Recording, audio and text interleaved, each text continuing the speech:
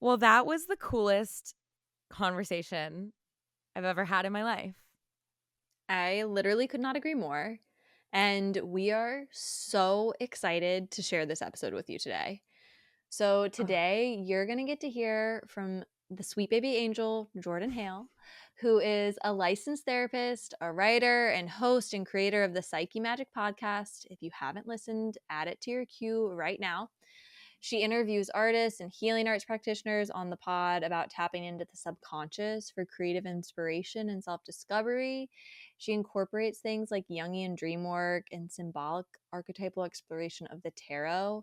And in today's episode, Kelly and I just got to dive in and ask the questions we've always had and wanted to know the answers to about dreams. Yes. She didn't disappoint. Not at all. Like, literally to the point where I feel like right in the last moment, I was like, oh, I've always wondered about this. And then she was like, get your minds blown. Here you go. It was a mic drop moment at the end of the episode. Yeah. So we're really excited for you to get tucked in and listen to the sweetest dreams episode of your life. Holly and Kelly talk to Jordan Hale about our dreams.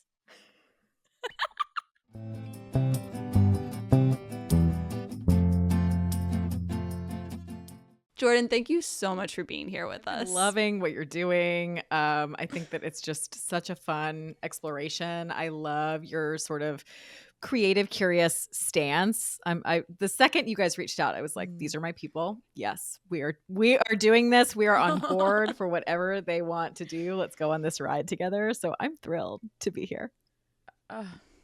Kelly and I were so curious to learn a bit more about how you got into working with dreams and what came first. Was it your interest in dreams? Was it to be a therapist? And how did you find that? I love that. Okay. I will say that I've always been interested in dreams. Being a writer, kind of like Kelly was saying, I realize how much of my sort of creative material I end up pulling from my subconscious. I've always been a vivid dreamer. I've always had dreams stick with me. And I've always intuitively felt that dreams were important and that they mattered. And I remember that as far back as I can go. So I've just always had this inherent interest. And then cut to, I'm working in the entertainment industry. I'm living in Los Angeles. I'm working as a music supervisor for film and TV. And I am burned out, exhausted, not happy, doing a job that I thought was a dream job, but I'm not okay. As a human being, I am not well. It's a hard moment when that happens. You're like, I think I'm living my dream and it hurts. Yes. So I went to therapy and I was lucky enough, again, like Kelly was saying, I had one of those just soul connection therapists. My first therapist, Layla. I love you, Layla. And she was a psychodynamic therapist, which means that she worked very deeply with the subconscious. We worked a lot with dreams. And the program that I ended up enrolling in for grad school, Antioch University in Los Angeles, was very psychodynamic in its approach, which is rare. Most counseling programs these days are much more sort of classically what we would call evidence-based now. Not to say that there isn't evidence for psychodynamic therapy. We could talk all about that. But the sort of evidence-based as more of a buzzword even, I would say, forms of therapy such as cognitive behavioral therapy, things like this. No shade to those forms of therapy. They're extremely effective for what they treat.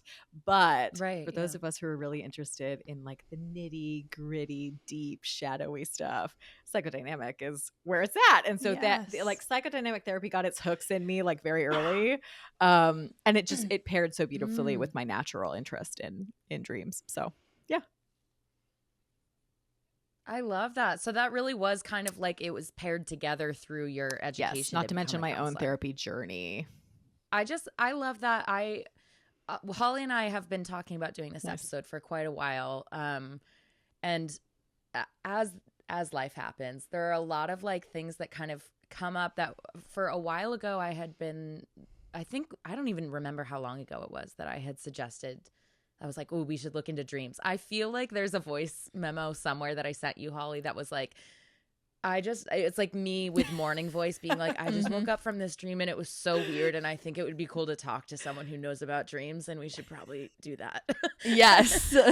But wildly, I really love that you talked about like the evidence of psychodynamic therapy, because I actually very recently I went in for an ADHD evaluation, and I left with 4 diagnoses, which 2 of them I had known about. I'm like, your girl's depressed, your girl's anxious, your girl does have ADHD. But I also was diagnosed with PTSD, which I was really not expecting. And I was like kind of so thrown by that. But also understood exactly why and where it came from. But it was something where I found myself really fascinated by the fact that I was sitting in this very clinical room I was doing, if you've ever done Which the ADHD evaluation, it was like 4, it was 4 hours of testing in like a fluorescent light room. Wild. It's so boring. It will make you ADHD. Literally, going through that. Yeah. I was like, well, this just feels designed. How does anyone tolerate this? Yeah. Yes, this is impossible. Yeah. And that's the thing, is that I love dreams. I love looking into what they mean, what they could be telling me. I've always been someone that's like, I think that someone, whether it's my future self or the universe or like a guardian angel or anything, like someone is trying to tell me something and trying to convey something.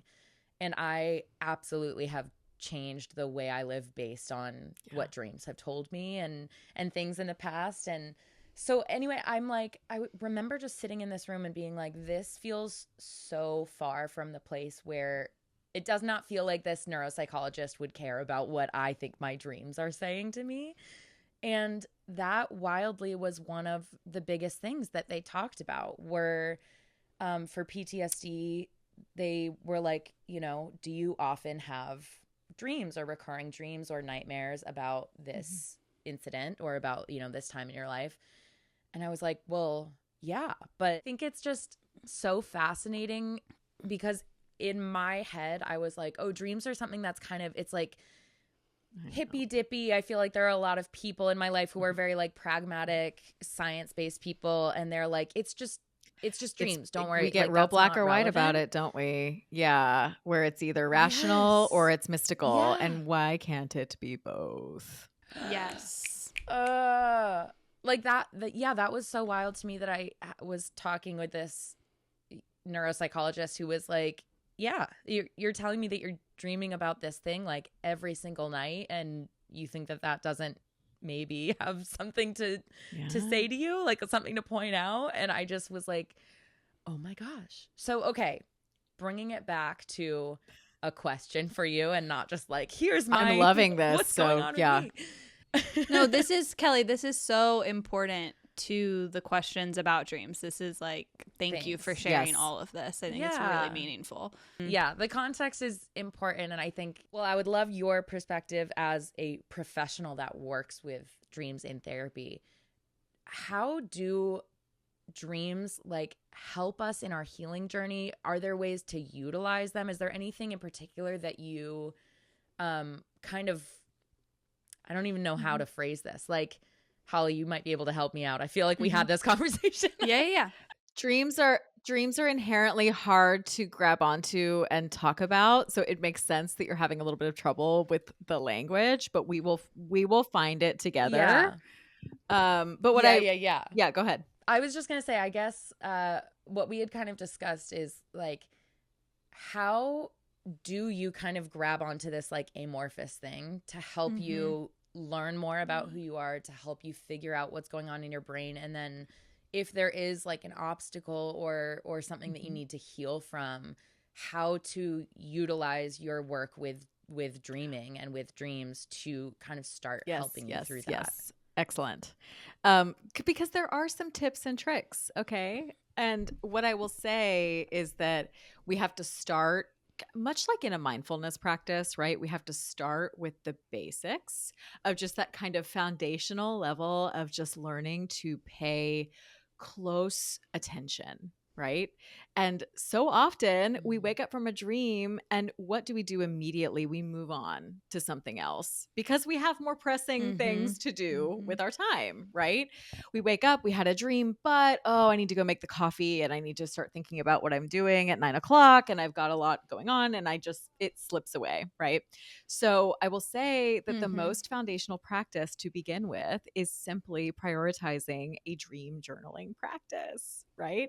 Even if it's the Yes. sleepy voice memo like you were talking about earlier, right? Where I'm just like babbling. We can be each other's dream I'm journals. babbling into my phone I quickly, love like, and then that. there was this guy and he was riding a gigantic toad, and then like I'm just riffing it quickly as I wake up just to get it down.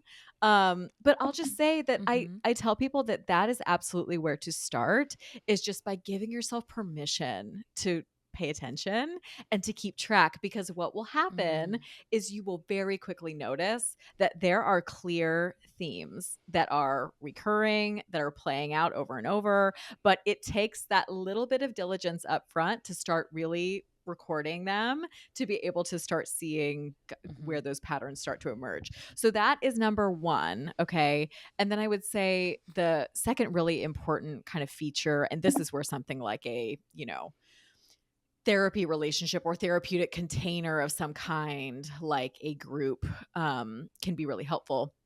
Where once I have a couple of these dream themes that I've identified, I can start to do what we would call some experiential dream work. Okay. And yeah, what I mean by this, and I'm citing a very specific sort of professional and resource who I love. Her name is Leslie Ellis, and she has a book that is like a therapist's guide to experiential dream work that's excellent. But basically, there are some kind of methods of essentially using, again, kind of a mindful embodied practice that involves re-entering a certain point in a dream within the mind's eye in sort of a meditative state, and then doing some free association, whether by speaking or journaling, about where I feel in my body that this that this dream is activating me, and where I might like the dream to go. Okay. And there's actually a lot of research in this that relates to working with PTSD and PTSD specific nightmares, where I'm sort of using those mindfulness tools in a guided setting to go back into a dream and to essentially restory parts of the dream in a more empowering and helpful way. And that can be an extremely powerful practice. But it also, for those of us who are not necessarily dealing with PTSD, it can also be a way of just getting a little bit more information and insight about the dream, because they often feel so unfinished. Right? Like it's like I wake up at a certain point and I'm like, okay, I was kind of in the middle of this whole like story arc. And I was in another world. Now I'm confused. Yeah. And now I'm here. Confused and I don't know where to go next. So it can be really helpful to give yourself that, sort of playful space to just re-enter the dream in a certain point. And we can even, sometimes when we do embodied work, we play around with like body positioning and sort of like moving my body in a way that I might be moving it in the dream. And then just allowing that kind of next step to just unfold, and just, again, in a free associative way, which means I'm not really thinking too hard. I'm just kind of letting my subconscious sort of guide me in a way, like you might when you're journaling and you're just letting the pen just move freely, and all of a sudden stuff starts coming out where you're like, oh, I didn't realize that was in there. Yeah. I know. She came up, and didn't so, she? Yeah, experiential dream work is extremely, there are lots of different methods for doing it, but that's a way to sort of boil down how it works and what it kind of feels like, what it looks like. So yeah, that's the beginning of answering that question. I'm sure there'll be lots more tidbits throughout the episode. Jordan, thank you so much for like expressing that. I love that framing of just like when we want to work with our dreams and through the lens of mindfulness, like you kind of said. For me, I feel like awareness is always that first step. Like we can't do anything intentionally if we aren't aware of what already is and meeting the moment. So like moving from awareness and then into experience and how we can play. And so much see my worldview is like it's all one.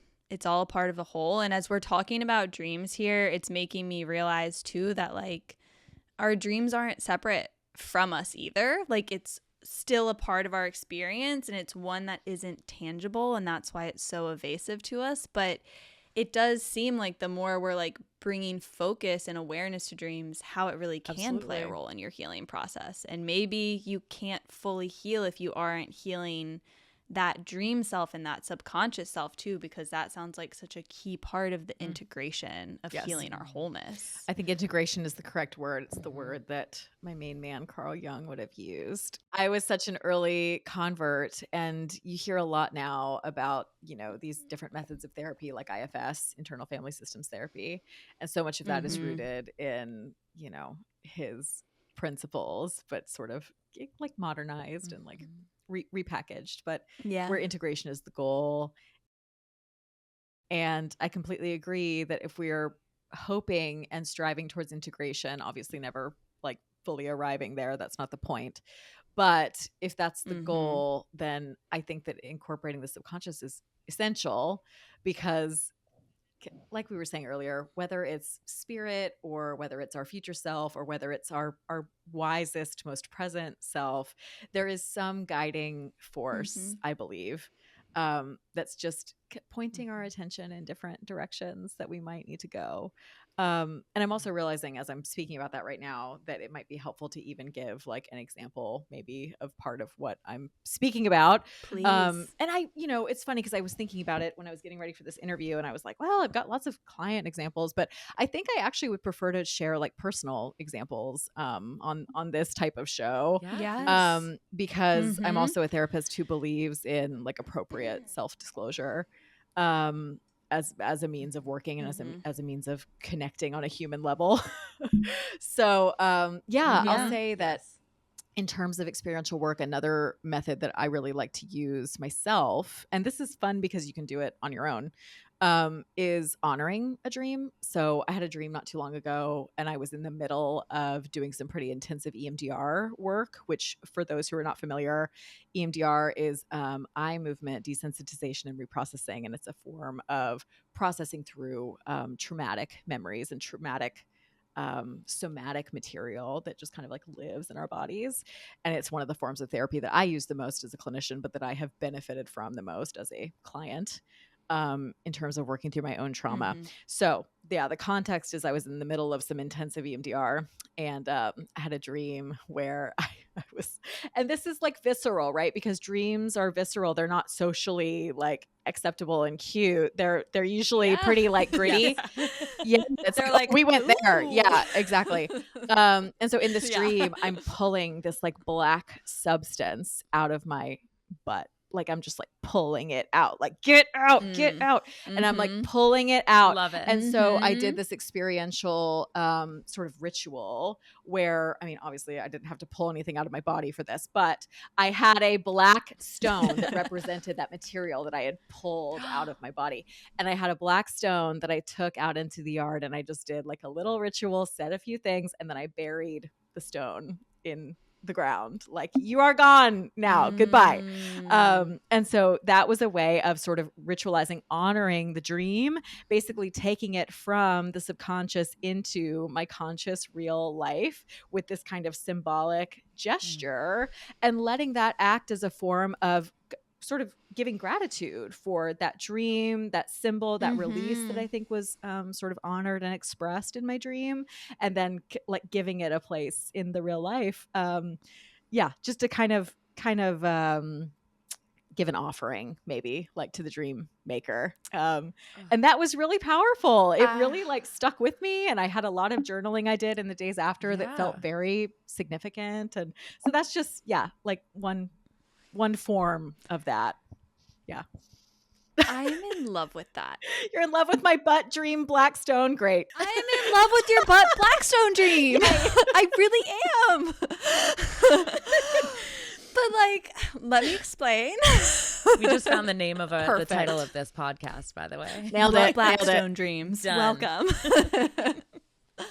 But like, as you're saying that, I just couldn't get over. It just sounded like your dream was just a friend. that's just communicating all of these things with you, and it Yeah. speaks another language sometimes, and you're just like trying to decipher what it's saying, and like Totally. you're listening to that and honoring like, oh, my friend is trying to communicate something to me. It's not coming through in the clearest way for me. So like, what if I try to understand it in this way? What if I do that? Like, how can I honor what the whispers of what you're telling me? How can I kind of decipher that? And that just like, I don't know, I had never thought of my dreams as a friend before, but now I'm like, oh, when I'm going to go to sleep, I'm going to like hang out with like Dream Holly and hear what she has to Hey say girl, about what's happening. let's hang out for a little bit. I'm here. I'm listening. Yeah. Yeah, I Yes. completely agree. I think that like sort of turning towards our dreams in that way is a big shift for a lot of people, because I think that for many of us, our dream material holds this mystery that people can find really uncomfortable, scary. Like sometimes we feel like we don't even want to go there. I don't even want to know what's in the depths, right? And so if I can try to kind of familiarize it, make it more of a friend, it can be really helpful. I love that. Okay, this is a good segue to a little like nerdy myth busting question that I had for you. Which is, I heard, I don't know, years ago, and I've heard from a couple different things, that you can teach yourself or train yourself to lucid dream and to like control the world in your dreams. I had heard a couple different things, but the most common I had heard was through dream journaling, like starting there. Again, it sounds like just that practice, like setting an of intention, being, not turning it away. But I think what's interesting is that, especially like with the context of my kind of recurring dream being something that has to do with a trauma in the past, I was finding for years that I would dream about the same person, the same time in my life. And it became a thing where I woke up in the morning and was mad at myself for having had another dream where this person was there. Even to the point, it's so wild because it's been happening for years. And I was on vacation with my family. My family and I are very close. Like my mom and sisters know about, I'm like, oh, I had another dream about this person. And I had a dream like this summer. And for context, I got diagnosed with PTSD in like late September, mid-September. So maybe in July, I had a dream in which I like finally like stood up and like said my piece to this person and was like, you cannot do this anymore. You are like blah, blah, blah, blah, blah. It felt so empowering. It felt so like, I am done. I'm not doing this anymore. And also because I think a lot of this is from a time when I was much younger. I've carried a lot of anger at myself for not knowing better. And I've, through therapy especially, I've like had a lot of going, you need to give yourself some grace because you were so young and this person was so young and, you know, all of these things. But what's really interesting is that like July, I had this dream. I woke up and I felt euphoric. And I like went to my mom and my sister and was like, I just had a dream and I said this and it's over and it's done. And it really, the way I was like, I'm washing my hands of that. I'm never going to have to deal with it again. Like, I totally went into that where I was like, problem solved. Never check that off, you know, done. And then of course, I did have a little bit of time where I did not dream about this person. And I was like, I can't believe it. That really worked. Like, I really did it. And then, of course, the next time I had a dream, it was like double just crestfallen defeat where I was just like, oh my gosh, I can't believe I didn't solve this. Like, I can't believe I didn't like actually finish it. I'm done. And of course, that was months before I even received a diagnosis. That was like, hey, this might, you know, there's more going on there. So I think for me, looking at lucid dreaming and training yourself to do that, I think I've actually been pretty scared of that because I was like, exactly what you said, without purposefully trying to like integrate my subconscious into my daily waking life. I think that was something where I was like, wake up, get mad at the dream I just had, get mad at my own brain for having, you know, given these images to me again, and been like, great, well, that's a bad start to my day. Done. Like, and I think that for a while, the idea of lucid dreaming was like, I don't want to intentionally put myself back in this situation, though. That's so dark and whatever. And I guess all of this is a long-winded way to say that I'm really curious. You kind of mentioned already, like with dream journaling and just being conscious of it, pulling it to the forefront, that you can really start to lean into like, what is this trying to tell me? I love that you have like a ritual that you did with the black butt stuff. And I'm so curious because I think initially when I heard about lucid dreaming, I was like, oh, cool. So if I want to fly, I can fly in my dream. I mean, like, I can make that happen. Yeah. I'm like, it's fun. I want to do that. Yeah. I'm like so curious. Yeah. Okay. This was very long-winded to say that I'm so intrigued about the lucid dreaming. And also like, I don't know if you work with people specifically on going back into lucid dream. Like, I guess I would be scared that I'm now putting my own, like my conscious self into like putting the dream where I want it to go rather than what does it have to teach me? That makes so much sense. I want to speak to two things that you said. One is that I absolutely believe in sort of I guess what I would call like a reframe of moving from frustration with myself and my brain for like giving me this material over and over and over again into this place of healing is never linear. There's always going to be this feeling of, wow, I'm vanquishing one aspect of this, painful, maladaptive experience that I'm having, right? I'm moving to the next level, even if it's not completely quote unquote solved or absolved or dissolved within me. Even if I still carry pieces of this with me, I'm still moving forward. Right.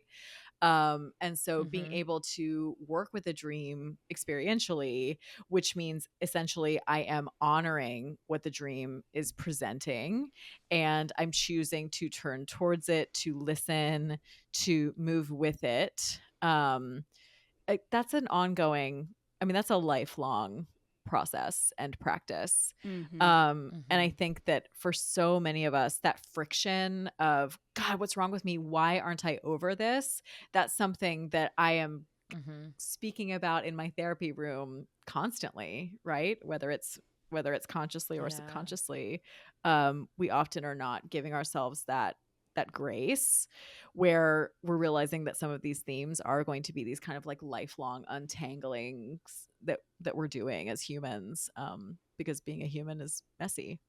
So wanted to like shout that out. But then also I wanted to say that lucid dreaming is amazing and we can talk about it. It's such a fascinating phenomenon that I have certainly played around with and will continue to play around with. But also I wanted to say that we don't have to train ourselves to lucid dream in order to work with our dream material, right? Because lucid dreaming is it's like it's basically like a whole school of thought and even like a yogic principle, if I'm correct, actually. Can you share like a Reader's Digest version of what lucid dreaming is for people who say don't know? I'm by no means a lucid dreaming expert. It's more of just like a, sort of casual interest of mine. But I will say that from my perspective, lucid dreaming is about essentially joining with the sort of dream maker, if you will. And what I would call in more of like a sort of collaborative process, maybe. So in my experience, when I have lucid dreamed, I have wanted to have some fun, exciting experiences like flying, like swimming with dolphins, okay? Like fun things like that. And so from my perspective, if I'm working with my sort of, dream maker collaborator, we're creating experiences that we both feel are useful somehow, right? Even if it's just to have fun. So I think that it's for me, it has been a very kind of playful practice more than anything else. I have saved these sort of therapeutic dream work for more of that kind of experiential therapy processing. And lucid dreaming has been more like, let's just have a good time because we can. because love that. because why not? But I will say that the Mhm. times in my life where I've lucid dreamed have certainly been the times in my life where I felt closest to my dream maker. Like I was like working on my dreams a lot, and like our relationship was in a really good, like tight place where we're like simpatico.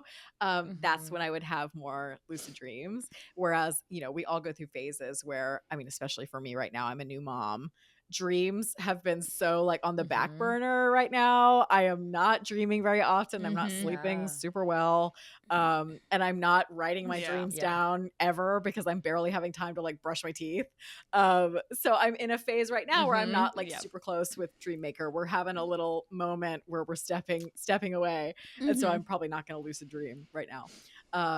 But I think that lucid dreaming is very much a process of like setting an intention and believing in it and sticking with that intention until something fun and exciting happens.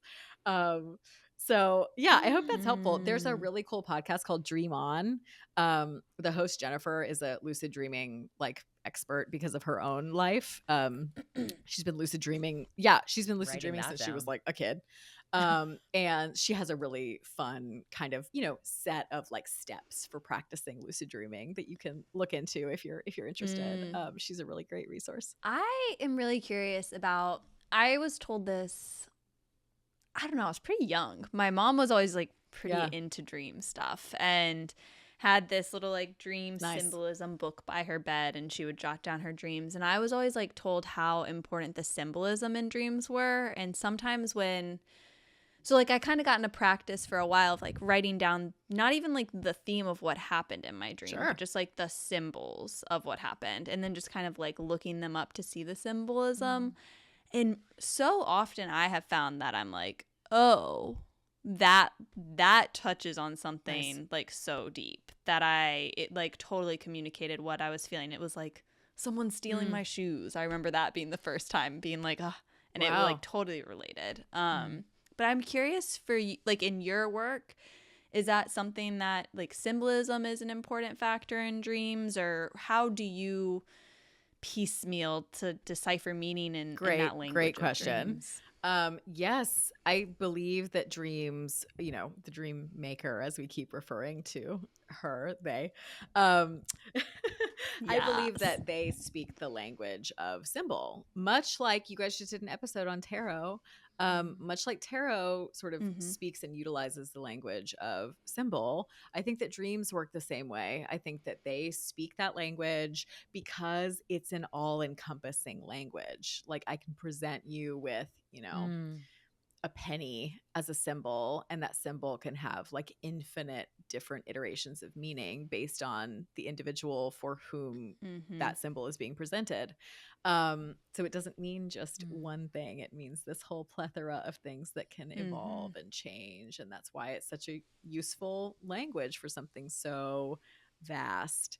So yes, the sort of Jungian framework that I learned early on was learning to work with and be curious about symbol, not only from a sort of personal association perspective. So like if I dream about an apple, what are my personal associations with apples? Like, did I like choke on an apple one time when I was a kid? Okay, well that's significant, right? Like what does apple bring up for me? But then also, what are the kind of you know, mythical associations with apple, right? Like what would the ancient Greeks have had to say about apples? And is that something that is useful or interesting to me in a way that I might not have realized? And when we get into that territory, we're touching into more of what we call the collective unconscious. Okay. So yeah, Carl Jung believed that there was this kind of the term that we would use now as a metaphor would be like a cloud of knowledge that we are all able to sort of like download from, that is this like basic symbolic bank of knowledge that all humans are born with and have. And so a classic example that we use is like the image of the snake as like the sort of like sly, maybe a little bit wayward figure, right? And the way that that has appeared in myths across multiple different cultures that had no, associations with each other, no way of communicating with each other. That symbol shows up in similar ways all across space and time. So the idea is that we have our personal associations and we have these kind of collective associations that we can also tap into.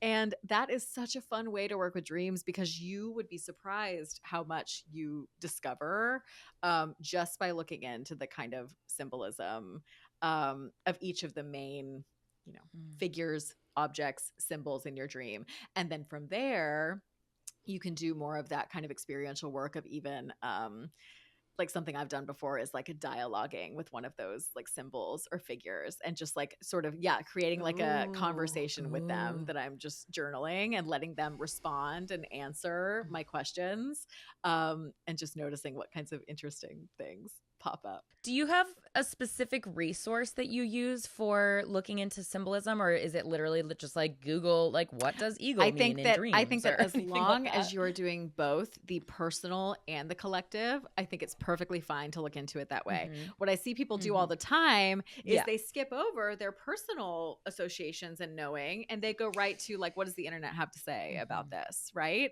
So I think we have to I will say that is what I have done to this point. And I've used like Dreamforth, which could be a total crap website, or it could be good sometimes. But I like the idea of like looking into like maybe the spiritual meaning of symbols in other cultures as a whole, to pull that in. But definitely what you're naming of like starting with yourself, I have totally missed that step. Let it be both. Explore, but remember that you are your own authority for the dream maker, right? Yeah. It's not what somebody else thinks about the symbol. It's what you think about it. It's so wild, because I know whatever that I don't by any means have the actual quote or percentage in my head, but I know that there's like that thing that's like we only use X amount capacity like of our brain and what it has to, a wildly low percentage is like the average human is using this much. And I have always thought that it's so interesting that I'm like, well, I feel like the subconscious is where so much of that other part that we're not using regularly is like it stores. It's kind of like when you're like, I mean, I'm in my early 30s. I find myself regularly frustrated by things that I feel like I should be able to remember and like recall this person's name that I just met. But I'm like, ask me like what Ludacris's rap verse on Justin Bieber's song Baby is, and it's in there, I'm like I've been storing this because that's important to me. Somewhere. I mean, I'm not mad that that's what you remember, Kelly. That's why we love you. I'm like, if I'm at the dance party and it comes up, I got it. I got you. I don't remember what I learned in history class, but I can do that. So real. But like it is so interesting to go like, well, hang on, don't like to not skip over what does this mean in my life? And also because I feel like dreams bring up things that you're like, oh my gosh, I have not thought about that in 20 years. And okay, so why is it coming up today? Like, what is that? What is it trying to teach me? What is it trying to tell me? And, and maybe sometimes it is just like your brain being like, remember when this happened? And you're like, okay, crazy. Thanks. I always, like maybe it's not always so deep. Tell, people who are interested, right? Not everybody's interested in dreams. Some people just do not care, and that's fine. I'm not here to try to convert anybody, right? But for those who are interested, I always say, okay, can you just start with like, what are some of my associations with this? How can I let this, unfold, right? But can I just be curious? Can I just be curious about what's showing up? And if there is a figure in a dream that feels like, okay, there's a lot of emotional attachment to this figure, right? That is such a great clue of like, let me look into this a little bit more. Whereas if I'm having a dream that feels like it's just kind of, oh, that was weird and interesting, I don't feel a lot going on there, like viscerally, then maybe it is just like we're expelling some energy, or we're processing through something weird that happened like the other day and it's coming out sideways. But I always tell people, let that emotional quality of the dream material be your guide, right? If there's a strong emotional sense, let's follow that. There's probably more going on. And if not, that's fine. Like that, sometimes our dreams are just kind of like, I always talk about it in terms of like sometimes they're just firing neurons, like, just expelling some Yes. energy. But sometimes it's this deeper material. The other thing I wanted to say before I forget, because my ADHD brain also has trouble holding on to things, is that the process I was talking about earlier, where we're kind of dialoguing with the dream figure, that's so useful. That process is what Carl Jung would have called like an active imagination exercise. So if you end up wanting to try that and look that up, that's a great like term to use. Active imagination. Yeah. Amazing. Yeah. Oh, I love that. It's so, it's very interesting. And this is actually something that I was thinking about and was like, I really wonder what it is that makes people have these wildly different experiences when it comes to what they tend to, or how they tend to dream. Because I know, like, I am someone that similarly, Jordan, to what you've said, like, I absolutely have had the most crazy, vibrant, like, out of this world dreams that I can, if I think about it, go like, oh, of course, that's why this is happening, because this thing, and like that's what it's trying to show me and all this stuff. And one of the funniest things, especially because we knew we had this podcast coming up, I was like trying to really think about, okay, like remember your dreams when you wake up kind of thing. And I had one of the most like, I don't think this means anything deeper. This is just what's going on in your life.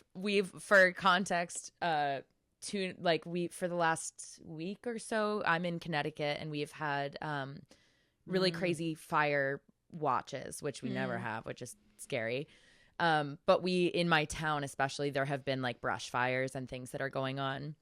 So it's been everyone's like, it's Halloween. Please don't put jack-o'-lanterns out this year. I'm so sorry, but no open flames.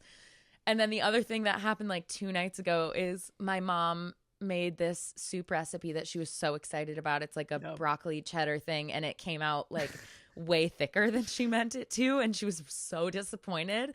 And I was like, Mom, it'll be great. You can like put pasta in it and make it like a mac and cheese. Like it's great. It's great. Yeah. And that night I woke up the next morning and was like, so I had a dream that I went into our pantry and I was like, is that steam? What's going on? And there was smoke in the pantry.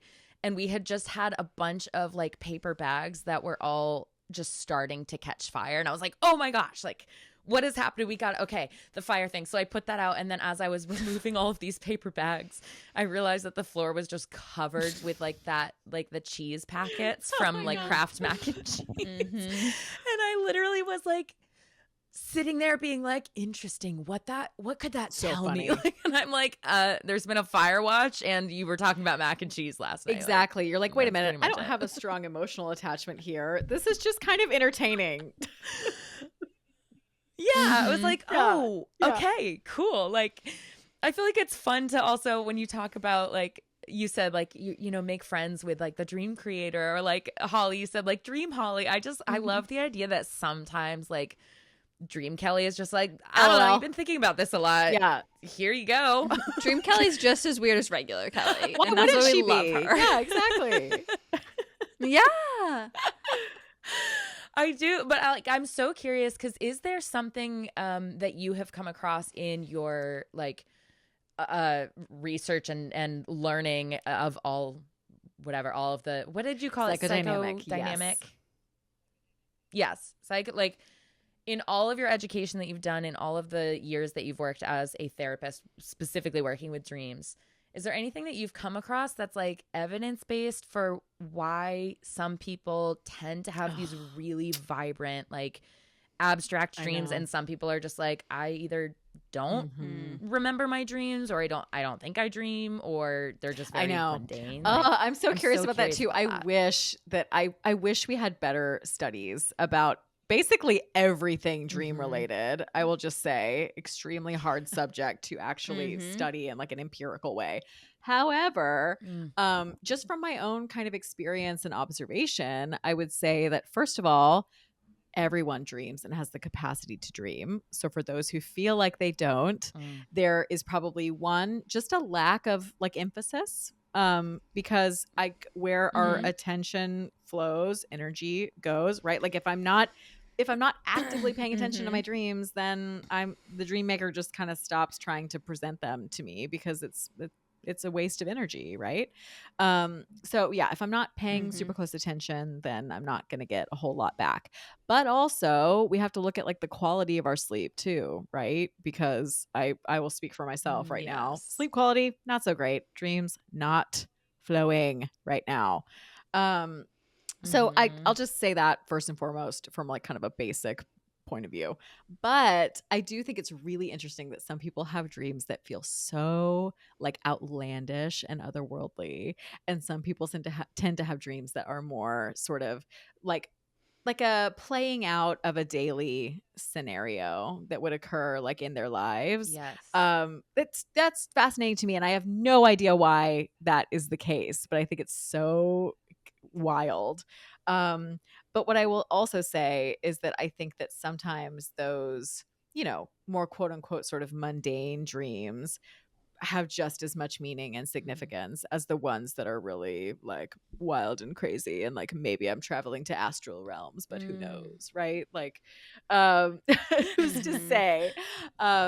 I think that they can be just as significant, and that comes from my own experience as well. But also, I think there's just a lot of variance in our brains and in our sort of wiring, because there are also a lot of people who don't dream in color, by the way. Like there are a lot of people who dream in more of sort of like a black and white, like sepia like tone, whereas I have no idea what my dreams look like. Same. I have no idea what they look like. And so, Holly, do you mean that like there's not as much of a strong like visual sense? Yeah, it's not very visual. It's very like this is the storyline, but I don't see so much. It's more of like a felt sense than it is like a movie that's playing. Yeah, exactly. Yeah. Which to me kind of makes a lot of sense for me. Is like I'm like a feeler. Like I feel things. I don't always see the picture super clearly, but I feel it all. So I wonder how it relates to like just our personalities as people. It's just like an extension in some regard. Well, it makes sense that the dream maker would be working with our own sort of personal, temperament and the language of our own kind of intuition. So when I receive intuitive information, if I receive it in a very like, feely, visceral body way, then I might get more of my dream material that way too. If I see it all playing out before my eyes like a beautiful film, then I might get more visual information. Like that makes sense to me. Yeah. There is evidence as to like substance use and dreaming. And one big factor is using alcohol, using marijuana regularly can sort of tamp down that dreaming effect. Which based on the person, that might be something to keep in mind if dreams are interesting to you. If you want to invite more dreams. Yeah, he gets so excited when he starts dreaming again. I'm like, yes, totally. What's happening in there? Yeah, I know. I don't know why, but I know that it's is a good question. Yeah. I don't know the science of why. Okay, then this is a really quick true or false thing. Is it true that or do you know, is it true that people like twins especially can have the same dream? Yes, that is absolutely true. In fact, I actually interviewed a set of twins on the podcast, and they talked about how often they have the same exact dream, like down to the exact detail. Yes. Absolutely. And there's also, I'll have to look and see if I can find any actual like studies about this, but there's actually a lot of anecdotal evidence that people have, linked up in their dreams in terms of just like having sort of these mirror image versions of the same dream. And my husband and I actually have a story around that where he was on a trip with friends taking psychedelic mushrooms, and he and I had like a dream link up that weekend. Like I'm at home in my bed just having a normal dream. He's having a psychedelic trip, and we dreamed about the same like material. Actually, we dreamed about our daughter that we have now. So yeah. Crazy, right? All right, I'm just gonna put it out there that I'm like officially requesting like a part 2, 3, 4. Yes. But I'm like, this is just same. I'm obsessed with you that I have so many questions. I would love to do a part 2. Okay. Well, just following up on what we literally were just saying, we talked about so many cool things that obviously I'm sure you can hear. We were nowhere near done with this conversation. I feel like I could talk about this for years. Undoubtedly so. If you are not watching this on YouTube, you will see Kelly and I's jaws are just dropped for the solid like last 5 minutes of this episode. So clearly we had to bring Jordan back because there is so much more to dive into. So stay tuned for next month's episode because sweet baby angel Jordan is coming back to the pod. Let's go. Jordan part 2.